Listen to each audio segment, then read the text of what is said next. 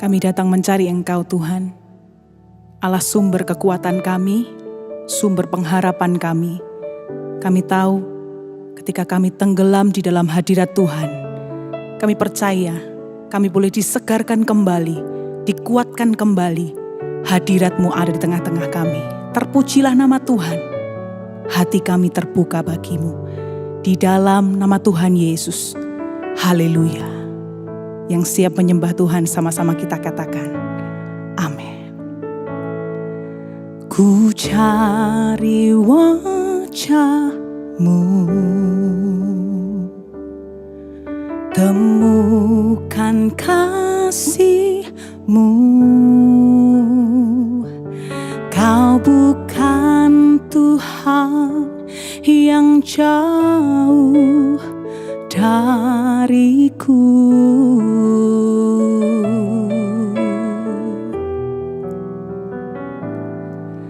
Ku panggil nama-Mu, ku dengar jawab-Mu. Kau Tuhan yang selalu dengar seruan hatiku.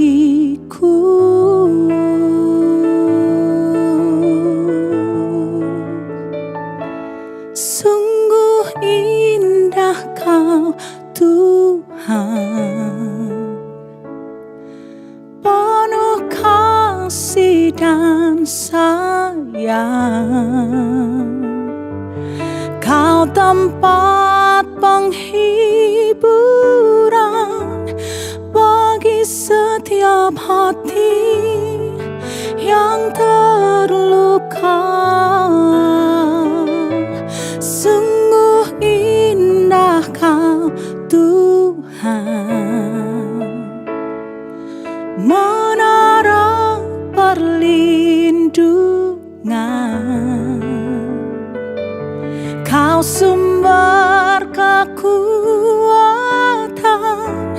bagi semua orang yang membutuhkan. Kita nyanyikan sama-sama Bapak Ibu. Ku cari wajah-Mu, temukan kasih-Mu. Kau bukan Tuhan yang jauh dariku.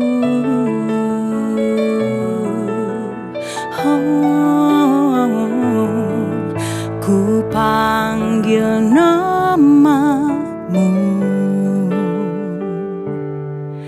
ku dengar jawab-Mu. Kau Tuhan yang selalu dengar seruan hatiku.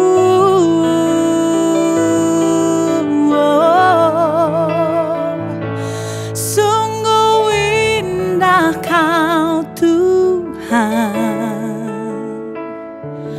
penuh kasih dan sayang.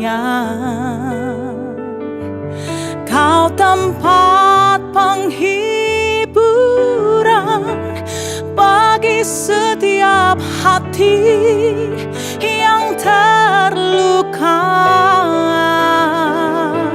Sungguh indah Kau Tuhan, menara perlindungan. Kau sumber kekuatan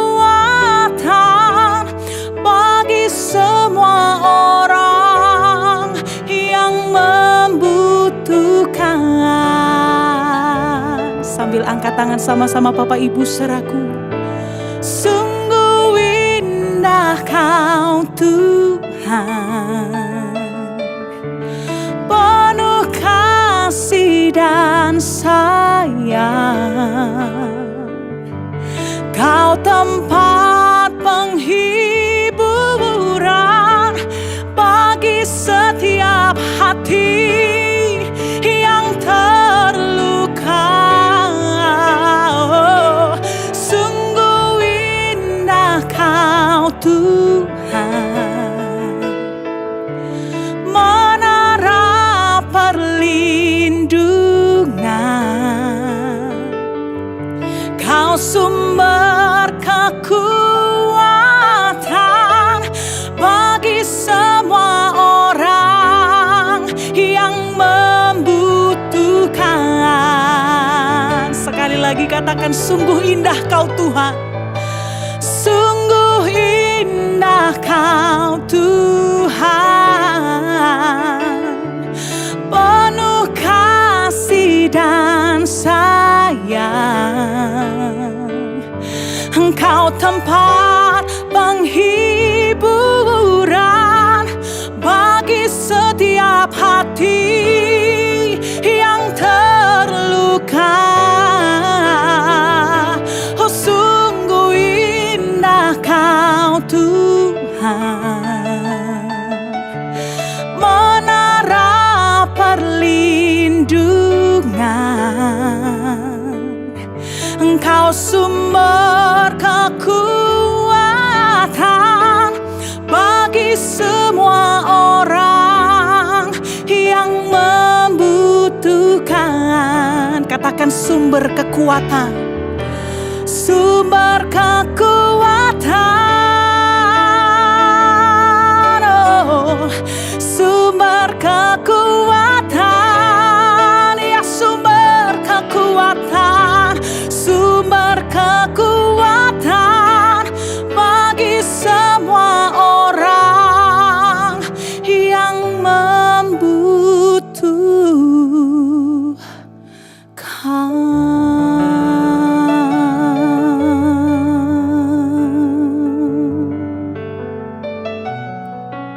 Kau sumber kekuatanku,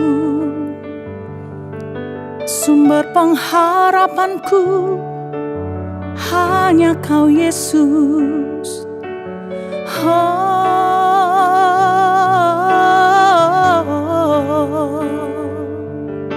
kami datang mencari-Mu, pribadi yang sanggup berikanku kelegaan, berikanku kedamaian, berikanku penghiburan, berikanku kekuatan. Kau sumber pengharapanku, oh Kau sumber kekuatanku, hanya Yesus, hanya Yesus, hanya Yesus, hanya Yesus. Oh, oh, kami datang menyembah-Mu, kami datang menyembah-Mu, kami datang menyembah-Mu.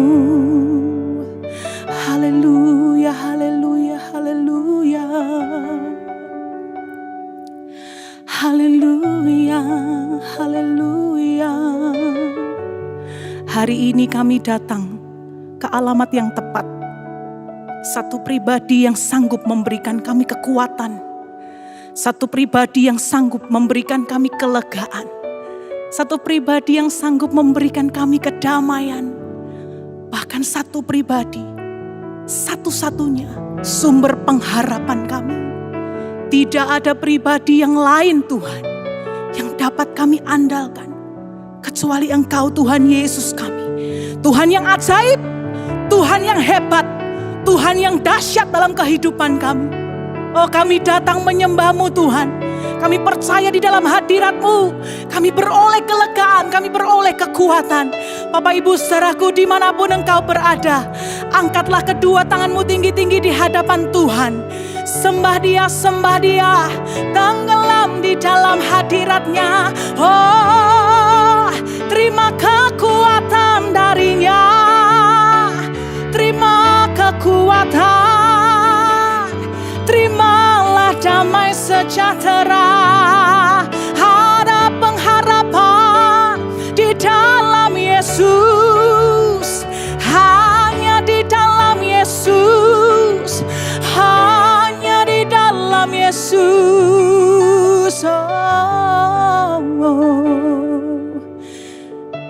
Jangan ke tempat yang lain, jangan berharap pada yang lain. Oh, hanya Yesus, hanya Yesus, hanya Yesus, hanya Yesus. Satu-satunya pengharapan kami di tengah badai kehidupan kami. Apapun yang kami alami, Tuhan, ajar kami selalu memandang kepada Tuhan. Tuhan tak pernah mengecewakan kami. Tuhan yang kami sembah, Tuhan yang dapat kami andalkan. Terima kasih Tuhan, terima kasih. Terima kasih Tuhan. Siapa mau mengandalkan Tuhan? Siapa mau berharap kepada Tuhan? Siapa mau terus percaya, memegang iman kepercayaan hanya kepada Tuhan dan tidak melepaskannya? Angkat suara, angkat tanganmu. Satu-satunya yang kuandalkan, satu-satunya yang ku percaya, Engkau sumber kekuatan, sumber pengharapan, sumber kedamaian. Satu-satunya yang ku andalkan, satu-satunya yang ku percaya, Engkau Tuhan memberkati, Tuhan penyembuhku, Tuhan pemulihku. Lagi katakan, satu-satunya yang ku andalkan, satu-satunya yang ku percaya, Engkau sumber kekuatan, sumber pengharapan, sumber kedamaian. Satu-satunya yang ku andalkan, satu-satunya yang ku percaya, Engkau Tuhan memberkati, Tuhan penyembuhku, Tuhan pemulihku. Engkau Tuhan memberkati, Engkau Tuhan memberkati, Tuhan penyembuhku, Tuhan pemulihku. Oh, Engkau Tuhan memberkati, Tuhan penyembuhku, Tuhan pemulihku.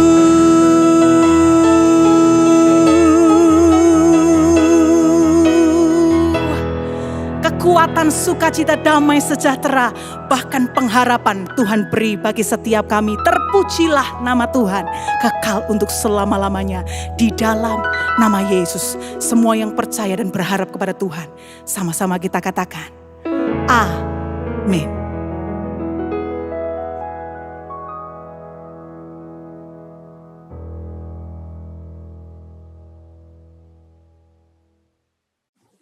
Kami bersyukur Tuhan untuk ibadah online service dari gereja GSKI yang ada di Surabaya dengan cabang sekitarnya. Terima kasih Tuhan untuk waktu kami boleh bersekutu. Kami sudah menyanyikan pujian. Kami percaya semua yang kami kerjakan Tuhan sungguh-sungguh lihat itu. Kami mau datang dengan hati yang tulus. Sekarang waktunya berbicaralah lewat firman-Mu. Hamba-Mu yang terbatas ini Tuhan urapi, sampaikan isi hati-Mu Tuhan. Dimanapun umat-Mu berada yang lemah dikuatkan, yang sakit disembuhkan, bangkitkan kami kembali, untuk kami tetap mengerjakan kehendak Tuhan. Bagi-Mu hormat, bagi-Mu pujian, urapi hamba-Mu yang terbatas ini, nyatakan hati-Mu. Dalam nama Tuhan Yesus, haleluya. Mari semua katakan, amin. Ya, shalom Bapak Ibu semua. Jemaat GSKI Surabaya dan sekitarnya, kita bertemu lagi di ibadah raya hari ini, walau masih lewat online. Ya, bersyukur pada Tuhan memberi kita anugerah ya di ibadah raya hari ini ya. Nah, saya ingin mengajak kita Bapak Ibu semua ya, tanpa menggurui, tanpa merasa paling tahu sama sekali enggak. Tapi saya ingin berbagi dengan Bapak Ibu semua tentang prinsip yang namanya prinsip breakthrough ya, atau terobosan. Tentunya terobosan kehidupan yang datangnya dari Tuhan. Nah, definisi atau arti dari terobosan sendiri kan secara simpel begini. Ada aliran kecil, ya arus kecil, kemudian begini, diterobosi atau dipenuhi dengan arus yang sangat besar. Jadi ada sebuah kekuatan besar, arus besar, yang kemudian menerobosi aliran yang kecil. Maka yang terjadi adalah, terjadi apa itu? Kecepatan, kemudian apa? Ya hal-hal yang luar biasa yang terjadi. Seperti Bapak Ibu kalau misalnya lagi mau siram tanaman ya pakai selang air, atau lagi mau semprot apalah Bapak Ibu ya.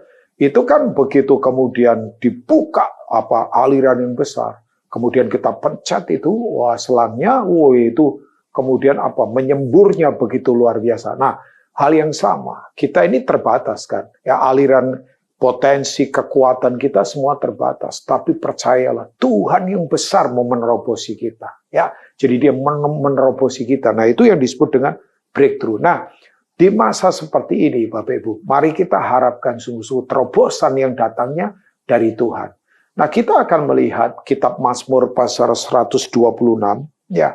Ayat yang pertama sampai ayat yang ke-6 saya akan bacakan buat Bapak Ibu semua. Ayat-ayat yang ada di kitab Mazmur ini. Judulnya LAI memberi judul atau title-nya adalah pengharapan di tengah-tengah penderitaan. Ya, which is sekarang kita ada di masa yang tidak gampang seperti ini. Seringkali saya bertanya begini, kenapa ya selama kita di dunia ini kok mengalami trouble, mengalami masalah? Ya, kenapa ya? Kenapa? Waktu kita ada di bumi ini, ya jelas. Karena memang jawabannya simpel. Dunia ini sudah trouble. Karena dunia sudah jatuh dalam dosa, makanya dunia kemudian terkungkung atau kemudian dijerat oleh hukum dosa. Di mana disitulah problem, trouble, masalah terjadi. Ya, tapi percayalah Tuhan kita tak pernah tinggalkan kita. Nah, ayat pertama berkata, nyanyian ziarah. Ketika Tuhan memulihkan keadaan Sion, keadaan kita seperti orang-orang yang bermimpi. Pada waktu itu mulut kita penuh dengan tertawa dan lidah kita dengan sorak-sorai. Pada waktu itulah orang di antara bangsa-bangsa, pada waktu itu berkatalah orang di antara bangsa-bangsa, Tuhan telah melakukan perkara besar kepada orang-orang ini. Tuhan telah melakukan perkara besar kepada kita, maka kita bersukacita. Itu terobosan-terobosan itu yang terjadi ya. Pulihkan keadaan kami yang Tuhan. Ya Tuhan, seperti memulihkan batang air kering di tanah Negev. Orang-orang yang menabur dengan mencucurkan air mata akan menuai dengan bersorak-sorai. Orang yang berjalan maju dengan menangis sambil menabur benih, pasti pulang dengan sorak-sorai sambil membawa berkas-berkasnya. Yang percaya katakan amin. Nah, dari ayat-ayat ini Bapak Ibu semua, di tengah penderitaan, jelas ya, kan tadi saya sudah katakan, dunia ini trouble memang. Makanya 1 Yohanes 2 ayat 16 berkata, dunia ini sedang lenyap dengan segala keinginannya. Ada dimming out gitu, dimming out itu meredup. Meredup itu darinya terang, kemudian makin berkurang terangnya, makin hilang, makin kemudian gelap. Itu meredup itu, ya. Jadi begini, di tengah-tengah dunia yang penuh dengan penderitaan, proses yang tidak gampang, ya. Yang kita harus belajar apa? Yang kita belajar jelas bahwa Tuhan itu tetap berdaulat. Memang sepanjang saya belajar, untuk memahami kedaulatan Tuhan itu tidak gampang. Kan kita suka berkata, Tuhan berdaulat, Tuhan bertata. Kalau bicara gampang. Tapi untuk memahami ini dengan pengertian di mana saya aplikasikan dalam kehidupan, itu tidak gampang. Kenapa? Karena itu harus menanggalkan semua keakuan, kebisaan. Kan kita sukanya mau kendalikan semuanya. Bayangkan sekarang ini semua hal tidak bisa kita kendalikan loh Bapak Ibu ya. Orang stres itu kenapa sih? Karena kita tidak bisa kendalikan hal-hal yang kita tidak tahu. Ke depan semuanya nggak jelas. Ya, tapi sekali lagi kita tidak usah putus asa, kita jangan tawar hati kan, kita jangan sampai mati rasa. Karena kita punya Tuhan yang memang berdaulat. Makanya kita harus rendahkan hati, total berserah pada Dia. Yang setuju, katakan amin. Bapak Ibu tahu nggak pengertian stres itu apa sih? Stres itu kan sebetulnya artinya sederhana, sempit. Di mana pandangan kita sempit, di mana kita kemudian jelaskan kalau cara memandang kita sempit, akhirnya apa? Bersikapnya sempit. Seperti kita kemudian terkungkung karena arti stres sendiri adalah sempit kan. Ya, makanya kemudian kalau orang sempit, konsentrasinya hanya terus pada masalah yang dihadapi. Konsentrasinya pada krisis, pada pandemi yang dihadapi. Nah, itu membuat orang jadi stres itu karena sempit semuanya jadinya. Ya, kalau ada di tempat yang sempit, bayangkan kan itu nafas juga tidak bisa lega, ya kan? Gerak tidak bisa leluasa, semuanya terbatas. Tapi sekali lagi, kita jangan kemudian terkungkung ke situ. Makanya saya suka doanya Paulus kalau Bapak Ibu membaca Efesus pasal pertama. Ya Bapak Ibu bisa melihat, aku berdoa supaya kita itu bisa mengenal siapa Dia, bisa memahami betapa mulianya pengharapan yang diberikan buat orang-orang kudus yang setuju katakan amin. Betapa dalam, lebar, luas, tinggi kasihnya. Betapa hebat kuasanya. Makanya saya setiap hari pun punya doa seperti Paulus yang mengajarkan doa kan. Ya, saya berdoa Tuhan beri saya pengertian. Beri mata rohaniku terbuka. Untuk melihat bahwa engkau tetap hebat, engkau tetap dahsyat. Engkau tetap luar biasa. Nah, orang kalau kemudian sempit, itu yang terjadi apa Bapak Ibu ya? Ya, yang terjadi terus terpenjara hidupnya. Makanya sekarang saya akan sampaikan beberapa hal. Bagaimana kita menghadapi semua proses di mana potensi kekecewaan negatif itu sungguh-sungguh akan menyerang kita. Kuncinya nggak ada lain. Lawan semua itu. Lawan semua yang negatif. Lawan semua kecemasan. Lawan semua stres yang ada. Sebab begini Bapak Ibu. Kalau orang tidak bisa melawan ini, nanti terus terpenjara masa lalu, terpenjara masalah. Bahkan kemudian yang paling mengerikan apa? Tidak bisa melihat ada kemungkinan-kemungkinan baru yang Tuhan bukakan. Padahal Tuhan berkata dalam kitab Yesaya, lihat, Yesaya pasal 43 kan, lihat aku sedang membuat sesuatu yang baru. Aku sedang membuat jalan di padang gurun. Aku sedang memancarkan air dari gunung-gunung batu. Jemaat GSKI yang ada di Surabaya dan di cabang sekitarnya. Tuhan sedang membuat ini. Ada jalan di padang gurun. Ada air memancar di gunung batu. Bayangkan amazing banget. Ya, yang percaya katakan amin Bapak Ibu ya. Nah, saya ingin bagikan beberapa prinsip supaya kita begini. Tetap memiliki pengharapan. Karena ada terobosan datangnya dari Tuhan. Nah, saya katakan inisiatif menerobos itu Tuhan. Ya kan? Karena Tuhan besar. Tuhan hebat, Tuhan luar biasa. Saya tadi katakan, kita kecil, kita terbatas. Saya kecil, saya terbatas. Aliran saya terbatas. Tapi aliran Tuhan tak terbatas. Dan aliran Tuhan yang tidak terbatas itu masuk dalam aliran hidup saya. Betapa dahsyatnya kehidupan. Tapi kan mengalir untuk jadi berkat. Nah, yang pertama jelas. Mari mulut kita selalu harus memuji Tuhan dalam segala waktu. Ya kan? Alkitab tadi katakan ya, bahwa ya di ayat yang kedua dan ayat yang ketiga tentunya ya, mulut kita penuh tertawa, lidah kita dengan sorak-sorai. Wow, bayangkan ini hal yang harus kita kerjakan dalam kehidupan. Mulut kita itu harus memproklamirkan siapa dia. Dia adalah raja segala raja, dia Tuhan. Ya, sebab gini, Bapak Ibu semua, apa yang kita katakan itu jelas akan mempengaruhi atmosfer kita. Makanya ada banyak orang berkata, aduh celaka ini, aduh mati ini, aduh amsyong ini, celaka ini. Jangan-jangan Bapak Ibu ya, sebab apa yang kita katakan itu mengikat semuanya. Itu penting banget Bapak Ibu ya.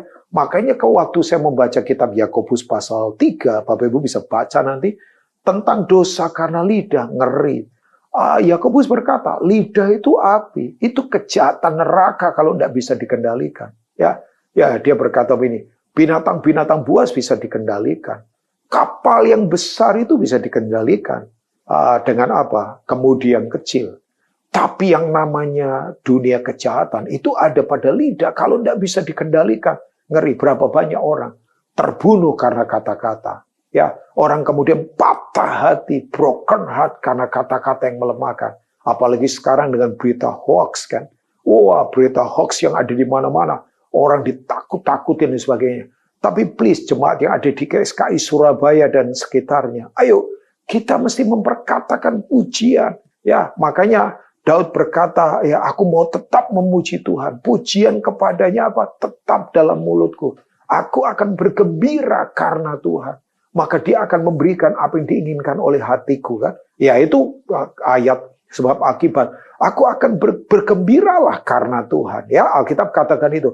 Maka dia akan memberikan apa yang diinginkan oleh hatimu. Jadi Tuhan tidak akan memberikan apa yang diinginkan oleh hati kita kalau kita tidak bergembira di dalam dia. Ya, orang yang mengalami terobosan itu akan bersuka cita. Sebab saya percaya begini. Lidah ini adalah itu tuh jendela hati yang ada di luar. What you say is you are. Ya, apa yang Bapak Ibu katakan itu Bapak Ibu. Apa yang Rubin Ong katakan itulah Rubin Ong. Ya, makanya saya jaga betul cara saya berkata-kata. Saya tidak mau sembarangan. Ada orang berkata, udahlah, pokoknya saya pengen ngomong apa saja, ngomong saja. Tanpa dia sadari perkataannya melemahkan keluarga, melemahkan orang di sekitarnya. Padahal ini waktunya kita harus memberikan pengharapan buat orang-orang di sekitar kita. Karena perkataan kita itu mengandung kuasa, percayalah. Oh iya. Perkataan kita, makanya kan Alkitab seringkali katakan, pujilah Tuhan, bersorak-sorailah, beritakanlah berita keselamatan, serukan kebenaran. Itu kan semua lewat perkataan. Penting sekali. Nah, misal Bapak Ibu tahu seorang pelayan yang mempersiapkan jalan buat kedatangan Tuhan. Ya, kita tahu semua namanya Yohanes Pembaptis. Ya kan? Pelayanannya radikal. Bayangkan. Yohanes Pembaptis itu adalah gambaran orang yang generasi itu dia melakukan kehendak Tuhan. Makanya semua orang datang ke padang gurun, ke seberang sungai Yordan. Datang ke sana, bayangkan. Mendengar message-nya. Message-nya tentang pertobatan, menegur dosa. Dia tidak takut apapun, punya keberanian karena benar. Makanya betul, orang berani karena benar. Karena benar orang berani. Itu Yohanes itu. Dia tegur Herodes Antipas karena mengambil istri dari saudaranya kan. Ya, kamu nggak layak, kamu nggak halal mengambil istri saudaramu. Sampai kemudian Herodes penjarakan dia.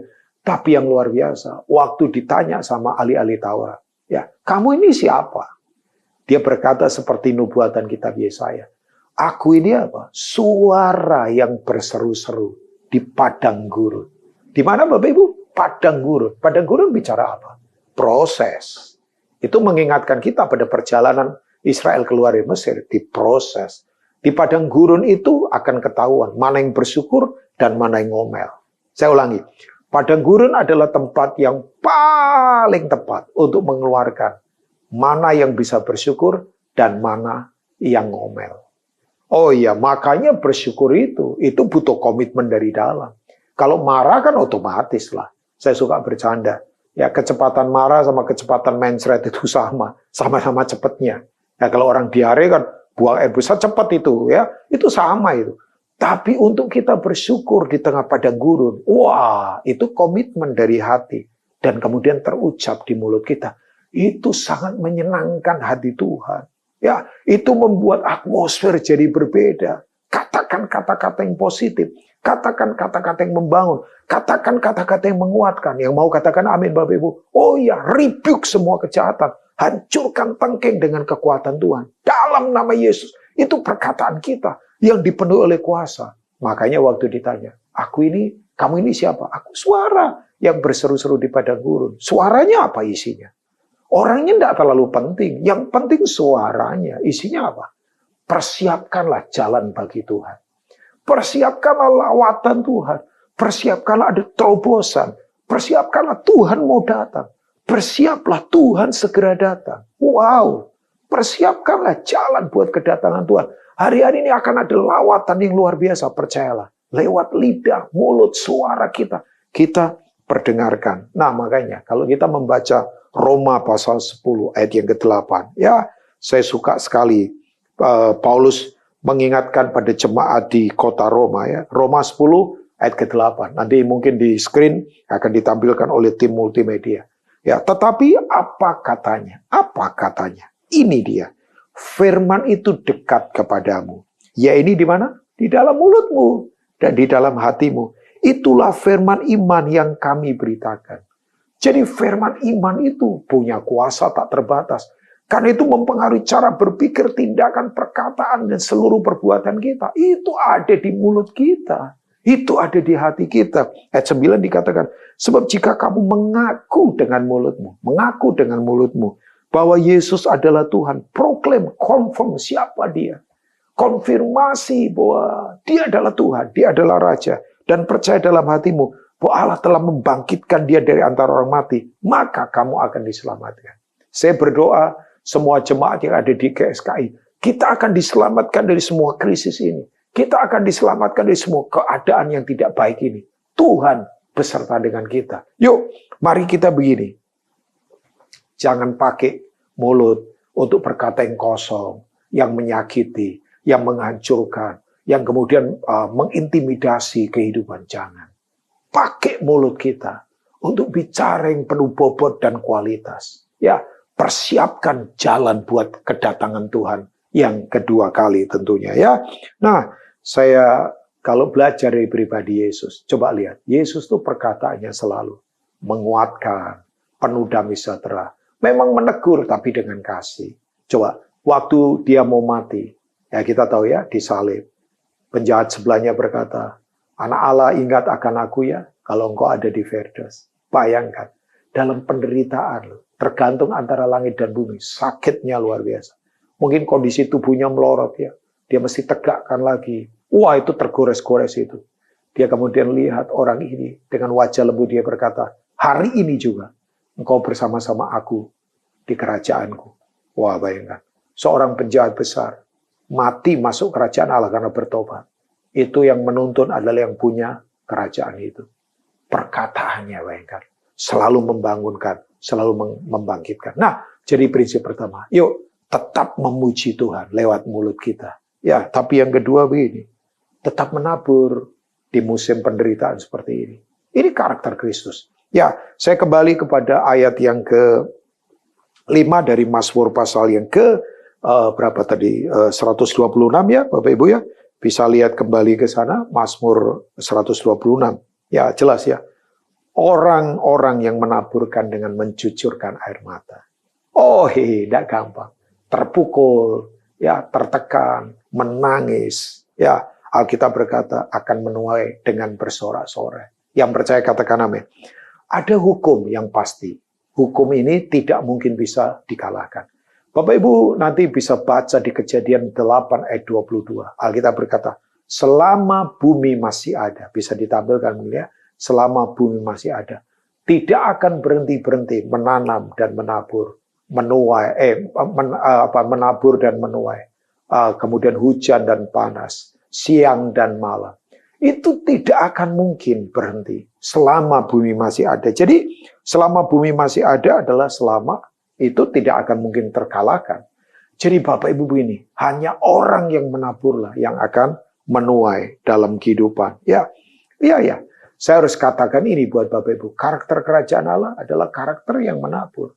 Kenapa orang menabur? Kan tadi title-nya di Mazmur 126 adalah pengharapan di tengah penderitaan. Kenapa orang berani menabur di tengah penderitaan, di tengah kesusahan? Karena dia itu, tahu sumbernya dari mana dalam kehidupan. Sumbernya Tuhan. Kalau orang tahu bahwa dia ada dalam kerajaan yang Alkitab berkata dalam Ibrani 12, tidak tergoncangkan. Bayangkan, goncang saja tidak, apalagi rubuh. Ya, dia akan memberi yang terbaik dalam hidupnya. Ya mau bisnis lagi turun, mau kondisi lagi berat, nggak ada urusan dengan itu. Ya, karena kita bukan ada di sistem dunia kan. Kita ada di sistem kerajaan Allah. Orang berkata, tapi pakai hikmat, Pak. No. Firman Tuhan berkata, menabur. Nah, kalau saya bilang menabur kan, Bapak Ibu, saya tidak asumsikan itu hanya soal uang saja. Tapi menabur kebaikan, menabur waktu, menabur nasihat, menabur apa lagi? Menabur semua potensi yang Tuhan berikan. Lewat apa saja yang bisa kita lakukan untuk jadi berkat kan? Ya, sebab ini saya sadar, semua yang ada di dunia ini lagi digoncang semua. Yang materi-materi, yang kemudian fasilitas-fasilitas fisik, semua lagi digoncang. Tapi kan kita ada dalam sistem kerajaan, termasuk keuangan yang tidak tergoncangkan. Yaitu sumbernya siapa? Yesus sendiri. Ya, coba Bapak Ibu nanti membaca di 2 Korintus pasal 8 ya. Ada jemaat yang dibangun sekian sabat oleh Paulus, namanya jemaat Makedonia. Coba Alkitab berkata begini, aku mau memberitakan tentang kasih karunia. Itu di ayat awal itu, tentang kasih karunia. 2 Korintus pasal 8. Tentang apa? Kasih karunia. Biasanya kan kasih karunia apa? Oh, bicara sukses, ditolong, diberkati, mewah, ya semuanya oke. Tapi enggak ternyata. Tentang jemaat-jemaat yang ada di Makedonia. Jadi ini tentang kasih karunia dia. Meskipun mereka sangat miskin, tapi mereka tuh kaya dalam kemurahan. Coba, mereka sangat miskin, tapi mereka kaya dalam kemurahan. Bahkan mereka tuh memberikan menurut kerelaan dan melampaui kemampuan mereka. Mereka mendesak untuk memberi. Padahal Paulus berkata, udah nggak usah. Tapi saya kemudian sadar, wah ini jemaat memang luar biasa. Jemaat yang punya kerelaan. Jemaat yang walaupun, kalau begini, ternyata kemiskinan mereka itu tidak mengganggu untuk mereka menabur. Tidak mengganggu. Tapi berapa banyak orang, fasilitas kekayaannya justru mengganggu untuk dia menabur. Kan aneh ya. Tapi saya belajar dalam kehidupan jemaat Makedonia. Makanya jemaat ini penuh kasih karunia. Tidak kekurangan apapun. Jemaat ini menjadi prototipe. Jemaat ini menjadi gambar contoh untuk orang-orang yang lain. Makanya Paulus promosikan jemaat ini ke kota-kota yang lain. Ya, baik itu yang ada di Korintus. Kita kan tahu Korintus, kota maju, port city, kota kaya, kota yang megah waktu itu. Wah, tapi Paulus berkata, kamu mesti lihat itu jemaat Makedonia. Mereka tuh penuh dengan hati yang antusias untuk menabur. Makanya Tuhan promosikan mereka. Nah, kalau kita belajar lagi misalnya. Di Kejadian pasal 26, Bapak Ibu nanti bisa membaca. Ya, itu cerita tentang Ishak. Ya, kondisinya waktu itu kelaparan, kekeringan. Nah, orang kan sukanya, apalagi orang karismatis sukanya. Ishak itu kaya, kian lama kian kaya, makin lama makin kaya, sehingga ia makin kaya. Ya sangat berlimpah-limpah-limpah. Nah, itu kan akibat saja. Orang nggak baca dari ayat awalnya. Ishak itu menabur di tanah kering. Wah, coba bayangkan. Menabur di tanah kering. Kalau orang berani menabur di tanah kering, itu berarti begini. Harapannya bukan di tanah itu. Harapannya pada siapa? Yang menciptakan tanah. Tapi apakah kemudian Tuhan sepelekan? Enggak. Orang itu diberkati begitu luar biasa di tengah kekeringan. Dan dia hidup jadi berkat. Makanya betul ya, ukuran kekayaan itu bukan lagi apa yang ada di luar kan. Tapi apa yang ada di dalam kita. Masihkah kita punya generosity, kemurahan hati? Masihkah kita punya apa? Hati yang rela berkorban dalam kehidupan. Ini waktunya Bapak Ibu. Kan tadi Alkitab berkata, orang yang menabur sambil mencucurkan air mata, pasti akan menuai. Pasti, tidak mungkin tidak. Dengan sorak-sorai. Ya, Jadi saya dorong jemaat yang ada di GSKI. Sekali lagi kalau saya bilang menabur nggak hanya uang saja ya. Tapi kehidupan, nasihat, doa, teladan, pelayanan. Apa saja yang Tuhan percayakan pada kita semua tentunya ya. Nah, yang berikutnya saya akan selesai begini. Alkitab berkata prinsip ketiga. Karena Tuhan menerobosi kita. Kita punya terobosan dalam kehidupan. Makanya di ayat yang ke-6 berkata, orang yang berjalan maju dengan menangis sambil menabur benih, pasti pulang dengan sorak-sorai sambil membawa berkas-berkasnya. Jemaat GSKI Surabaya dan sekitarnya yang percaya katakan amin. Ya, jadi begini, kita tetap berjalan maju walau menangis. Walau sekarang pukulan bertubi-tubi, walau sekarang kondisi tidak menentu. Tapi yuk, kita tetap berjalan maju. Ya, coba begini, iman, nah ini highlight di hati Bapak Ibu semuanya. Iman dan pengharapan, ya faith and hope, itu selalu bergerak maju ke depan. Tidak pernah terpelanting ke belakang, tidak pernah terlempar ke belakang.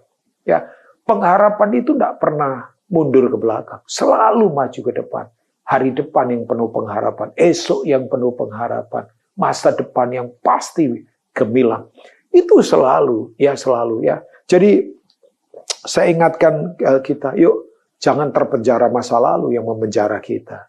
Jangan terpenjara oleh hal-hal lalu di mana mungkin kita disakiti, kita kemudian mengalami kekecewaan karena yang kita mimpikan tidak terjadi, ada broken dream yang terjadi di masa lalu. Tapi please, Tuhan akan membuka banyak kemungkinan baru di depan. Yang setuju katakan amin.